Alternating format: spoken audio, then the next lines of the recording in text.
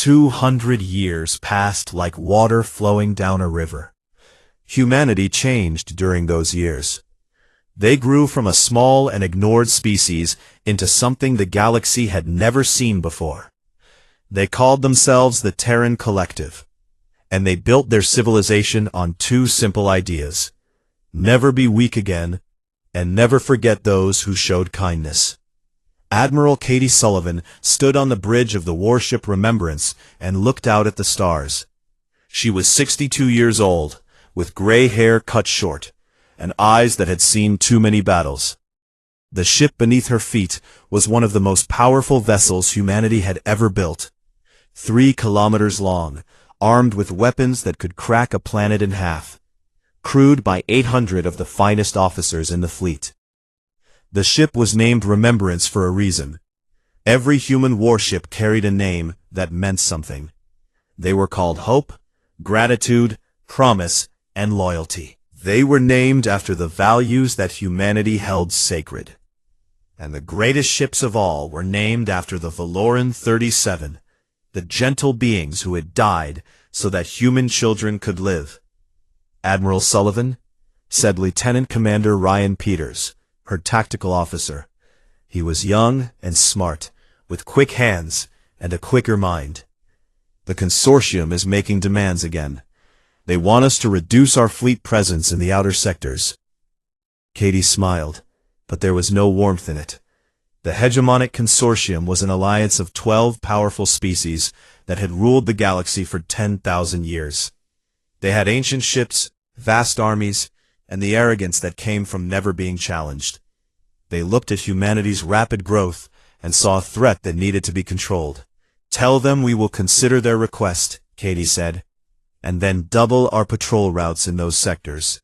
Yes, Admiral. The consortium had tried many things to stop humanity's rise.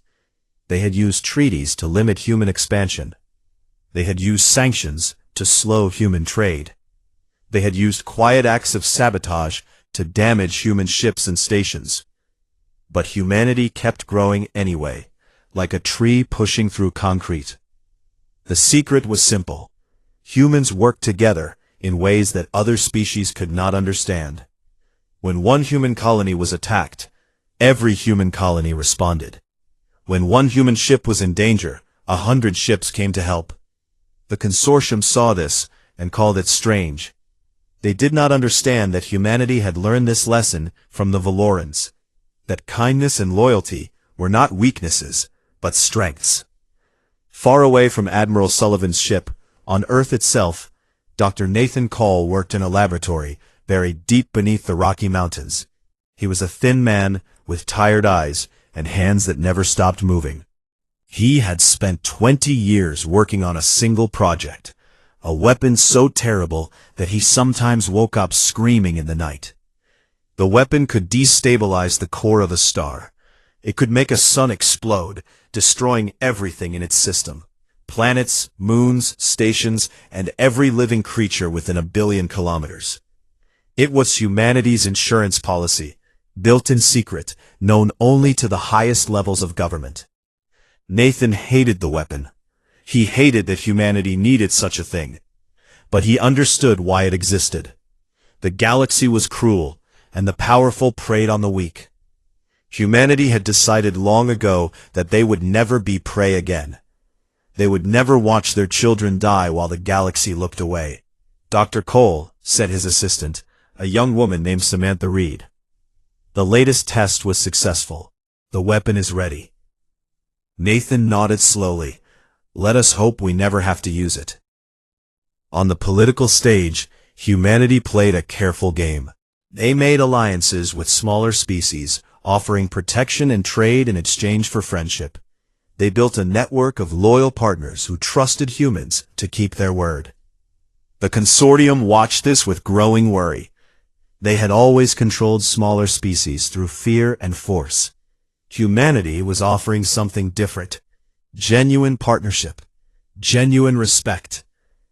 President Laura Mitchell of the Terran Collective understood this game better than anyone. She was a small woman with silver hair and a voice that could fill a room without shouting. She had spent her life in politics, learning how to smile at enemies and embrace friends. But beneath her gentle appearance was a will made of iron. "The consortium thinks we are playing for territory," she told her advisors one evening. "They are wrong. We are playing for something much more valuable. We are playing for trust." Humanity was building something that had never existed in the galaxy before. A coalition based on mutual respect rather than mutual fear. It was slow work, but it was working. In the military academies of Earth and Mars and a dozen colony worlds, young humans trained to become soldiers. They learned tactics and strategy, weapons and ships. But they also learned something else. They learned about the Velerons. Every cadet memorized the names of the Veleron 37. They learned a story of the enduring hope, of Captain Daniel Warren, of Commander Lyris and her gentle words. They learned that humanity's strength came not from anger or ambition, but from gratitude and loyalty. "We build ourselves strong so that we can protect the weak," their instructors told them. "We train for war so that kindness can survive. Never forget why we fight." The cadets never forgot. Among the stars, the Velerons still existed. They had been pushed to the fringes of civilized space, their gentle nature making them easy targets for bullying and exploitation. They lived on a beautiful world called Valora Prime, tending their crystal gardens, raising their children, and glowing with soft light in the darkness. They knew that humanity had grown powerful. They heard the stories of human ships and human armies, but they never asked humans for help. They never called in the debt that humanity owed them. That was not their way. Commander Lyris had died long ago, her light finally fading after a life of service and kindness. But her great-granddaughter, Thyra, still remembered the stories. She knew about the humans who had wept when her ancestor touched their captain's chest. She knew about the monuments on Earth, carved with Valoran names. Sometimes, late at night, Thyra wondered what it meant. She wondered why humans cared so much about a debt so old. She wondered if kindness truly mattered in a galaxy ruled by power and fear. She would learn the answer soon, but it would come in a way that she never expected, through fire and blood and the terrible fury of a species that never forgot. The hegemonic consortium was about to make a mistake. They were about to hurt the one species that humanity had sworn to protect, and they were about to discover that human gratitude was not a small thing. It was a force that could shake the very foundations of the galaxy. The storm was coming, and when it arrived, nothing would ever be the same again. The news reached Earth on a quiet Tuesday morning in spring. The cherry trees in Washington were blooming, their pink petals drifting through the warm air like snow. Children were walking to school. Workers were drinking their morning coffee. It was a normal day, peaceful and ordinary. Then the transmissions arrived, and the world changed forever. Admiral Katie Sullivan was eating breakfast in her quarters aboard the Remembrance when her communication screen lit up with emergency alerts. She put down her fork and watched the footage that every human in the galaxy was now seeing. Her face did not change, but something inside her went very cold and very still. The footage showed Valora Prime from orbit. The beautiful crystal world that the Valorans called home was burning. 200 warships of the hegemonic consortium hung in space above the planet, their weapons firing without pause. Beams of energy sliced through the atmosphere, turning forests into ash and cities into craters. The Valorans had no military. They had no weapons capable of fighting back. They had nothing but their gentle nature and their glowing crystal bodies, and so they died. The camera footage showed Valoran families running through the streets, their light flickering with terror. It showed children hiding in buildings that collapsed around them. It showed elders trying to shield the young with their own bodies, their glow fading as the fire consumed them. 80 million Valorans died in 3 days. 80 million gentle souls who had never harmed anyone, who had only ever offered kindness to the universe. The consortium killed them all, every single one they could find, because the Valorans had refused to surrender mining rights in their home system. The survivors, barely 2 million, fled into deep space in whatever ships they could find. They left behind their homes, their gardens, their history. They left behind the bodies of everyone they had ever loved. Valora Prime was reduced to a ball of irradiated glass, glowing not with life, but with poison. On Earth, President Laura Mitchell watched the footage in silence. Her advisors stood around her, their faces pale with shock. Some of them were crying. Some of them were shaking with anger. Laura did neither. She simply watched, her eyes dry, her hands folded in her lap. When the footage ended, she stood up slowly. Her advisors looked at her, waiting. "Call an emergency session of the Global Assembly," she said. Her voice was calm, but there was something beneath it that made everyone in the room feel afraid. "I will address the collective in 1 hour." Across human space, people gathered around screens to watch their president speak. Workers stopped working. Soldiers stopped training.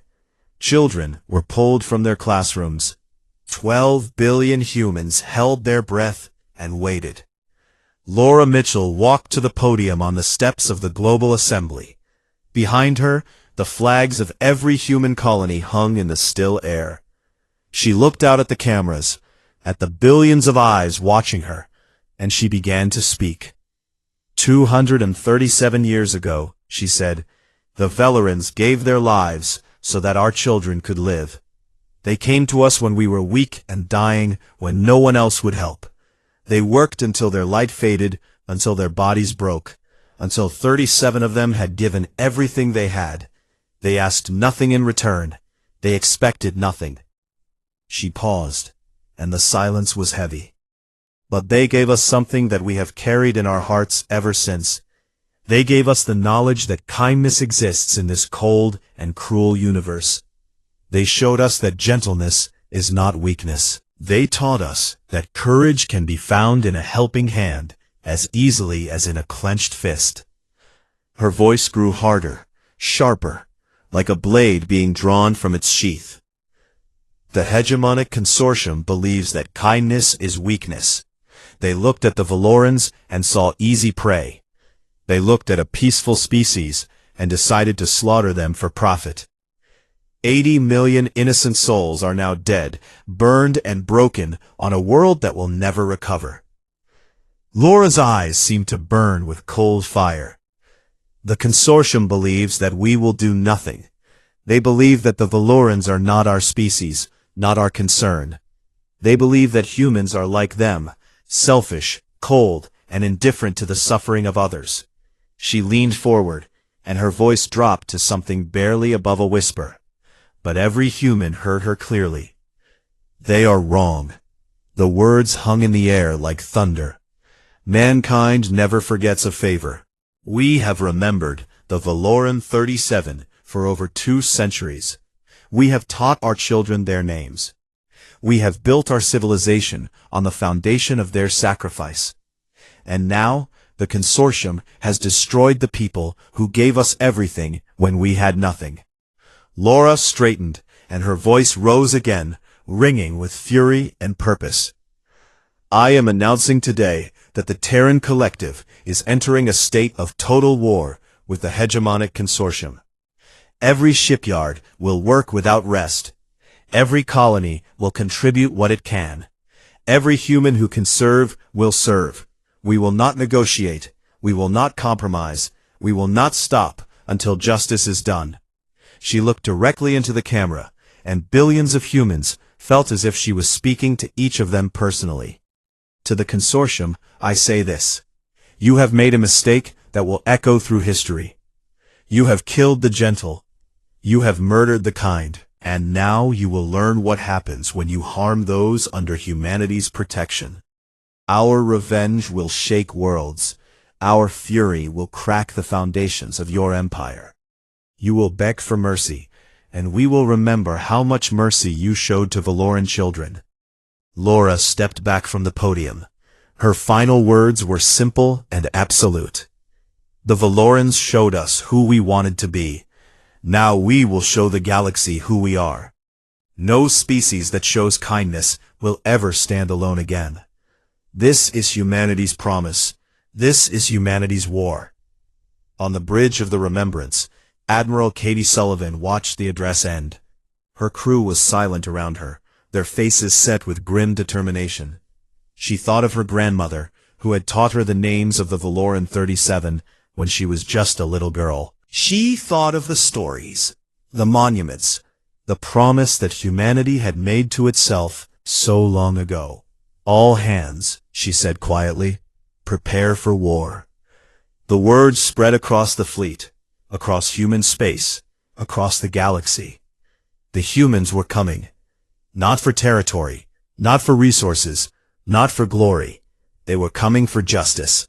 They were coming for revenge. And the hegemonic consortium, for the first time in 10,000 years, began to feel afraid. The Terran Collective mobilized in a way the galaxy had never seen before. Every shipyard worked day and night, building new vessels faster than anyone thought possible. Every colony sent soldiers, supplies, and ships. Every human who could contribute found a way to help. Commander Scott Davis stood in the briefing room of his flagship, looking at the faces of his captains. They were young and old, men and women, veterans and newcomers. But they all shared the same look in their eyes. A cold determination that nothing could shake. "Our mission is simple," Scott said. "We are not fighting for territory. We are not fighting for resources. We are fighting for justice." The consortium killed 80 million Valorans. Every species that participated in that genocide will answer for their crimes. He pulled up a map of consortium space on the main screen. 12 different empires, spread across hundreds of star systems. It was a massive territory, built over 10,000 years of conquest and cruelty. "They think their size will protect them," Scott continued. "They think we cannot possibly defeat them all. They are wrong. We will move through their space like fire through dry grass. Any species that surrenders will be treated fairly. Any species that resists will be broken." The captains nodded.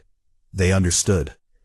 At the border of consortium space, the human fleet gathered.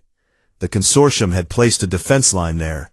2,000 ships from their combined navies, crewed by species who had bullied the galaxy for millennia. They looked at the human fleet approaching and felt confident. They outnumbered the humans 3-1.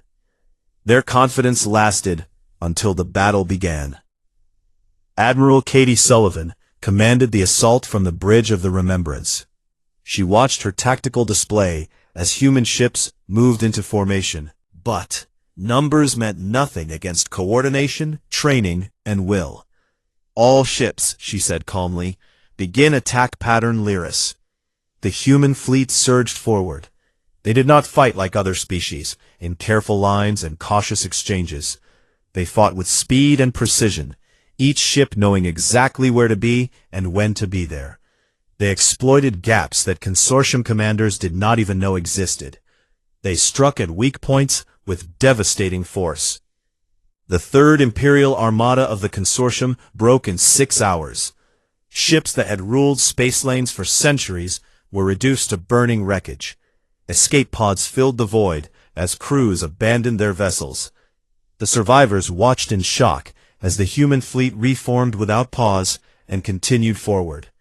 "They fight like they have nothing to lose," one captured consortium admiral said later. "They fight like they have already decided to win. And death is simply not an option they are considering." The human advance was steady and unstoppable. They moved through consortium space, system by system, offering terms of surrender before each battle. Some species accepted. They were disarmed, their fleets taken apart, their leaders arrested for trial. But they were treated fairly, as Scott Davis had promised. Other species refused to surrender. They believed that the consortium was too powerful to fall, that the humans would eventually tire and withdraw. They were wrong. The Chthoni Empire was the first major power to fall. They had provided many of the ships used in the attack on Valora Prime, and they refused all human demands. Admiral Sullivan led the assault on their home system personally. The battle lasted 3 weeks, and when it was over, the Chthoni military no longer existed. "You cannot do this," the Chthoni Emperor screamed during his arrest. "We are an ancient civilization. We have ruled these stars for 8,000 years. Katie looked at him with cold eyes. "And the Valorans were peaceful beings who never harmed anyone. Your age means nothing. Your power means nothing. You killed the innocent, and now you will answer for it."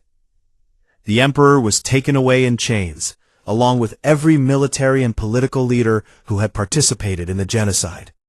They would face trial before a court of multiple species, including the Valoran survivors. Justice would be slow and careful, but it would be complete. News of the Chthoni defeat spread through the galaxy like wildfire. Other consortium species began to waver. They had believed that the humans could be stopped, that the old powers would eventually push back this young and arrogant species. Now, they saw the truth. Humanity was not going to stop. Not ever. Not until the debt was paid. The Scythian Federation fell 6 months after the Chthoni. The Morath Dominion lasted 4 months after that. One by one, the pillars of the consortium crumbled. Some surrendered peacefully, their leaders rushing to offer apologies and cooperation. Others fought to the end and were destroyed. Through it all, the weapon that Dr. Nathan Cole had built remained unused. It sat in its secret bunker beneath the mountains of Earth, waiting. Humanity did not need to destroy stars. They only needed to show that they could, that they would, without hesitation, if anyone ever tried to repeat what the consortium had done. The war was brutal but controlled. Humans did not attack civilians. They did not bomb cities or poison worlds. They destroyed military targets with surgical precision and treated prisoners with respect. This was not cruelty. It was justice. There was a difference, and humanity made sure the galaxy understood it. "We are not like them," President Laura Mitchell said in an address to the collective during the second year of the war. "We do not kill the innocent. We do not slaughter children, but we will break every fleet and tear down every government that participated in the Valoran genocide." This is not negotiable. The smaller species of the galaxy watched the war with growing hope. For 10,000 years, they had lived under the shadow of the consortium. They had been bullied, exploited, and ignored. Now they saw something new, a powerful species that fought not for conquest, but for justice. A species that remembered kindness and punished cruelty. Offers of alliance flooded into Terran space. Species that had never spoken to humans before now wanted to join them. They wanted to be part of whatever came next, whatever new order humanity was building. By the end of the 3rd year, the war was essentially over. The hegemonic consortium existed only in history books. Its member species were scattered and broken, their old alliances shattered beyond repair. The galaxy had a new balance of power, and humanity stood at its center. But this was not conquest. Humans had not taken consortium territory for themselves. They had not installed puppet governments or demanded tribute. Instead, they had done something far more radical. They had offered freedom. "Join us as equals," humanity said to the former consortium species. "Build something new with us. But never forget what happened here. Never forget that cruelty has consequences." The galaxy was listening, and the galaxy was ready to change. 5 years after the first human ship crossed into consortium space, the galaxy was a different place. The old empires were gone, their flags and banners now nothing but memories. In their place stood something new, The Covenant of Remembrance, an alliance of over 40 species, united under a simple promise. The promise was carved into the foundation stone of the Covenant's headquarters, a massive station built at the center of civilized space. No species shall stand alone against aggression. Kindness will be protected, cruelty will be punished. Admiral Katie Sullivan, now 89 years old, stood in a shuttle descending toward a green and blue world. Her hair was white, her hands unsteady, but her eyes were still sharp and clear. She had retired from the military after the war, but she had been asked to attend this ceremony. It was too important to miss. The world below her was called New Valora. Humanity had found it among the unclaimed systems of the former consortium territory. A beautiful planet with crystal mountains, gentle oceans, and forests that sparkled in the sunlight. They had spent 3 years terraforming it, adjusting the atmosphere and ecosystem to match what the Velorans needed. They had built cities of crystal and light, gardens and parks, schools and hospitals. They had created a new home for a species that had lost everything. 2 million Veloran survivors were coming home today. Katie watched through the shuttle window, as Veloran ships descended through the atmosphere, their crystalline hulls catching the light of the new sun. She thought about everything that had happened since that day, when the news of the genocide had reached Earth. She thought about the battles, the sacrifices, the long years of war. She thought about the young soldiers who had died so that this moment could happen. All of it was worth it. The shuttle landed in the capital city, which the Velorans had named Lyris, in honor of the commander who had saved the enduring hope so many years ago. Katie walked slowly down the ramp, her cane tapping against the smooth crystal ground. A young Veloran was waiting for her. The Veloran was tall and slender, her body glowing with soft blue light. She looked like a sculpture made of living crystal, beautiful and strange. Katie recognized her from the briefings. This was Thyra, great-granddaughter of Commander Lyris herself. Admiral Sullivan, Thyra said, and her voice was like wind chimes in a gentle breeze. Thank you for coming. It means more than you know. Katie smiled. I would not have missed this for anything in the galaxy. They walked together through the new city, past buildings that sparkled like jewels, past gardens where crystal flowers were just beginning to grow. Veloran families moved around them, their lights flickering with emotion as they touched the ground of their new home for the first time. Children ran and played, their small forms glowing with innocent joy. I must ask you something, Thyra said quietly. Something my people have wondered about for many years. Katie nodded. Ask. Why? The Veloran's glow flickered with confusion. We gave you nothing but a single act of kindness, 2.5 centuries ago. We were not powerful. We could not repay you. We were not strategic allies or valuable resources. Why did humanity burn across the galaxy for us? Why did your people sacrifice so much for a species that could offer nothing in return? Katie was silent for a long moment.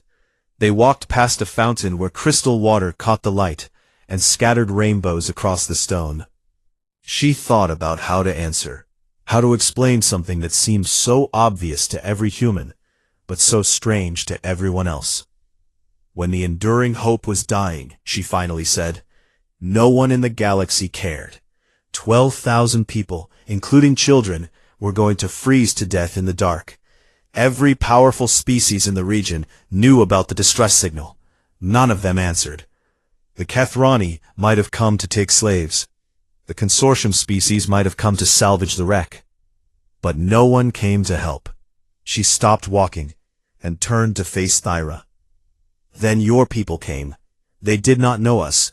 They had no reason to care about us. But they came anyway, because it was right.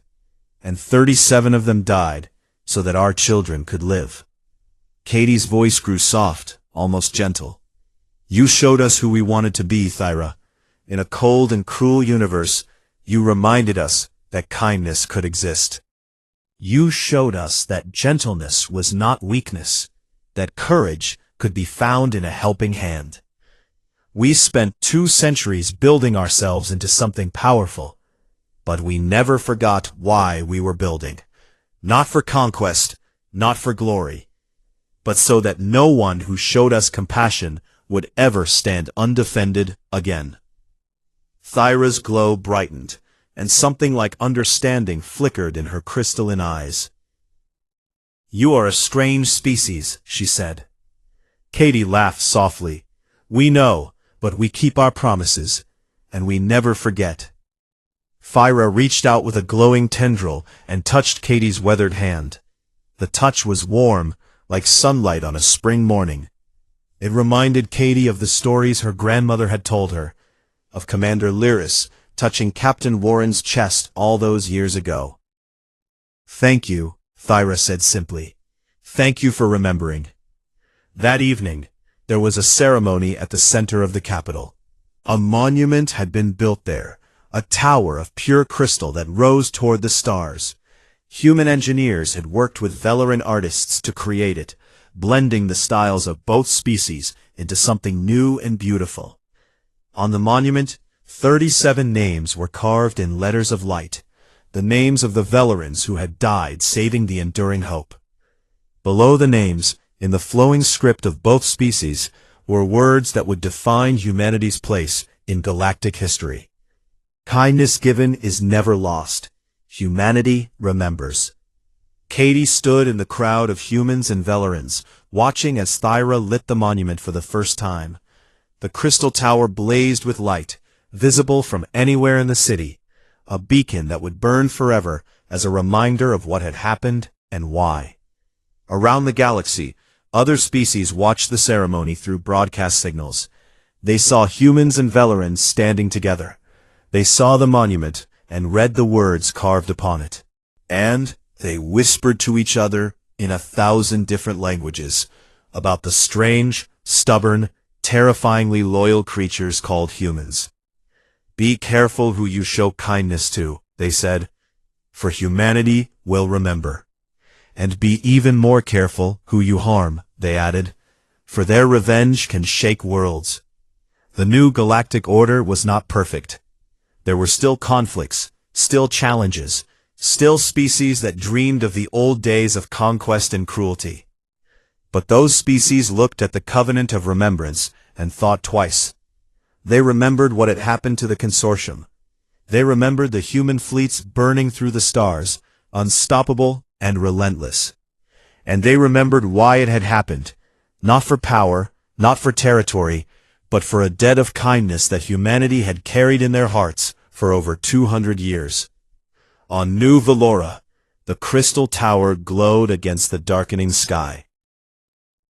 Admiral Katie Sullivan looked up at the 37 names and smiled. Somewhere, she thought, Commander Lyris was smiling too. Humanity had kept its promise, and the galaxy would never forget. The colony ship, Enduring Hope, drifted through the cold darkness of space like a wounded animal. Its main engine had exploded 6 hours ago, and now 12,000 human souls floated helplessly near the border of Kethrani space.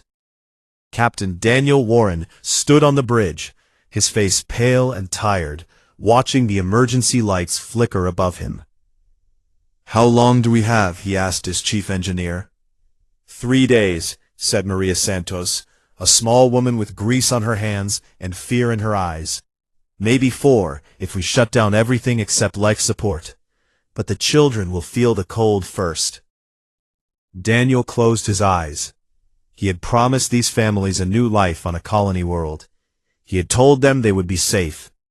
Now he would watch them freeze to death in the endless dark between stars. The year was 2087, and humanity was still young among the spacefaring species of the galaxy. They were curious and hard-working, but they were also weak. The great empires that ruled the stars saw humans as nothing more than insects, small creatures not worth noticing. When Daniel sent his distress signal into the void, he knew that no one would answer. The galaxy was not kind to the weak. He sent the signal anyway, because hope was all he had left. For 2 days, Nothing happened. Daniel watched his people grow cold and scared. Mothers held their children close. Fathers tried to stay brave. The old and the sick began to suffer first. Daniel walked through the ship, touching hands, speaking soft words, pretending that everything would be fine. But inside, he was breaking apart. On the third day, something appeared on the sensors. "Captain," said his communications officer, a young man named Kevin Brooks, "3 ships approaching. They are not human." Daniel felt his heart stop. The Kathrani were known for attacking damaged vessels. They would take the humans as slaves or simply destroy them for sport. He looked at the screen and prepared himself for the worst. But the ships that appeared were not Kathrani. They were made of something that looked like living crystal, glowing with soft blue and purple light. They moved through space like graceful dancers, beautiful and strange. "This is Commander Lyris of the Valoran Rescue Fleet," said a voice through the communication system. It sounded like wind chimes and flowing water. "We received your distress signal. We are here to help." Daniel could not speak for a moment. He had heard of the Valorans. They were a peaceful species, gentle beings with bodies made of bioluminescent crystal. The other empires considered them weak and pushed them to the edges of civilized space. They had no military, no weapons, and no power in galactic politics. Yet here they were, answering a call that everyone else had ignored. "Commander Lyris," Daniel finally said, his voice shaking, "we have 12,000 people on board. Families, children. We cannot pay you. We have nothing to offer." There was a pause, and then Lyris spoke again. "We do not ask for payment, Captain Warren. We ask only that you allow us to help." The Valoran ships attached themselves to the Enduring Hope, and the rescue began. Daniel watched through the viewport as the Valorans emerged from their vessels. They were tall and slender, their bodies glowing with inner light. They moved with careful grace, their crystalline forms reflecting the stars around them. The work was hard and dangerous. The Enduring Hope's engine core was unstable, leaking radiation that was deadly to most species. The Valorans worked anyway. They crawled into spaces too small for humans, their glowing bodies illuminating the dark corners of the broken ship. They welded metal with their bare hands, using their own bioluminescent energy to power the repairs. Daniel stood beside Commander Lyris on the third day of repairs. The Valoran was beautiful in a way that was hard to describe, like a sculpture made of living light. But Daniel could see that the light was dimmer than before. The work was draining them. "Commander," Daniel said quietly, "your people are exhausting themselves. You must rest." Lyris turned to look at him, and Daniel saw something ancient and sad in those glowing eyes. "There are children on your ship, Captain, human children who are cold and frightened. My people will not rest while children suffer." "But you could die," Daniel said. "Yes," Lyris replied simply, "we could. But kindness is not kindness if it costs nothing. We remember when we were small and alone. Other species looked away and let us suffer. We will not do the same to you." The repairs took 19 days. During that time, Daniel learned the names of every Valoran who worked on his ship. He learned their stories, their dreams, their fears. He watched them push their bodies beyond all limits, their glow fading a little more each day. On the 15th day, a Valoran named Phyros collapsed while working on the reactor core. His light flickered twice and then went out forever. He was the first to die, but he was not the last. By the time the Enduring Hope's engines roared back to life, 37 Valorans had given their lives. 37 gentle beings who had never met a human before had died so that human children could live. Daniel found Commander Lyris standing alone near the airlock, watching her people prepare to leave. The Valoran's glow was faint now, barely visible. The 19 days had aged her in ways that Daniel could not understand. "Commander," Daniel said, his voice thick with emotion, "I do not know how to thank you. I do not know how to repay what your people have done." Lyris reached out and touched Daniel's chest with a glowing tendril. Her touch was warm, like sunlight on a spring morning. "You do not owe us anything, Captain Warren," she said.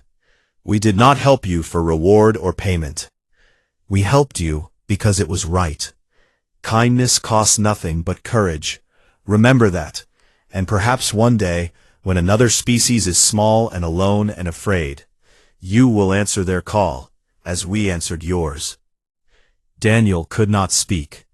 Tears ran down his face as he watched the Valoran ships detach from his vessel and drift away into the stars. When the enduring hope finally reached its destination, Daniel Warren made a promise. He recorded the names of all 37 Valorans who had died. He wrote down their stories, their final words, the way their light had faded as they worked to save human lives. He sent those names back to Earth, back to Mars, back to every human colony in existence, and humanity listened. They carved those 37 names into monuments of black stone. They taught children to recite those names in schools. Soldiers learned those names before they put on their uniforms.